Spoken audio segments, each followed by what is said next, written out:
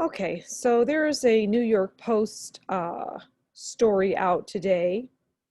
BLM mob beats white man unconscious after making him crash truck. Let's read a little bit of this. There's a video, but we won't be watching that. A mob of Portland Black Lives Matter and Antifa militants forced a white man to crash his truck, then punched and kicked him unconscious, disturbing video footage shows. A series of clips on social media shows the victim being surrounded in his white truck at 10:30 p.m. Sunday as others attacked his wife, who was punched and even tackled to the ground during the violent melee. He didn't do nothing, someone could be heard calling as others punched the driver as he sat in his truck, which was also repeatedly kicked. So they're damaging not only him physically, but they're damaging his vehicle as well. The unidentified driver eventually sped off with the mob chasing him. So they're now chasing him in his car and they're after him, with some heard loudly laughing when he crashed into a light pole, according to the clips. So this man is driving for his life and, in a frenzy, he just couldn't hold it together and he ended up crashing his vehicle on a pole. Wow. Okay. He was dragged from the truck and tackled to the ground, getting repeatedly punched as he tried to call his wife while also pleading with the attackers as he sat on the ground, the videos show. "I ain't trying to hurt no one," he told them, with the only unexplained accusation heard in the clips being that COVID is real. So maybe there was some fighting. The fighting ensued because he was saying that maybe he was going off telling people they should be wearing masks and that COVID is real. I don't know. I'm just surmising based on what I'm reading here. "I was trying to get out the way," he insisted, of crashing his truck, as several of the group punched him in the face and repeatedly called the white driver the N-word. Well, that in and of itself is astonishing that a white man would be called the N-word, but okay. So I hearken back to, I don't know, 1992, I believe, when Rodney King was beaten and caught on tape.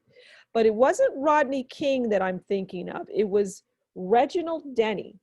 If you recall, Reginald Denny was the white truck driver who just happened to be in the wrong place at the wrong time. And he was pulled from his truck and he was beaten unconscious. I mean, he was brutally attacked, and I'm surprised that he is still alive.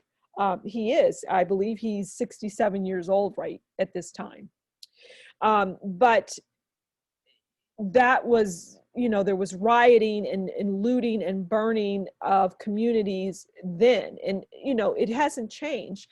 Fast forward to today in Portland, Oregon, actually in different cities across the country. Now, the news might make you think that this is happening all over, but it's really in concentrated areas. Portland, Oregon, Seattle, Washington. There's some things that are going on in Chicago, not anywhere near the extent of what's going on in Portland. And there's some flare-ups in New York, but you don't hear about rioting and looting and really killing. I mean, we know that people have been killed and stabbed and shot. There's been death. I know there's been at least 30 people that have died since the George Floyd killing, which is what sparked all of this a few months ago when George Floyd was killed. So Portland, Oregon is in trouble. They're in big trouble. And when you have people being pulled from their truck and beaten senselessly, well, there's a problem. And it appears as though the law enforcement is standing down because this wouldn't be happening if they didn't stand down. So they're not getting the support. The communities are not getting the support of law enforcement. So we just have to ask, how long is this going to go on? Into the foreseeable future?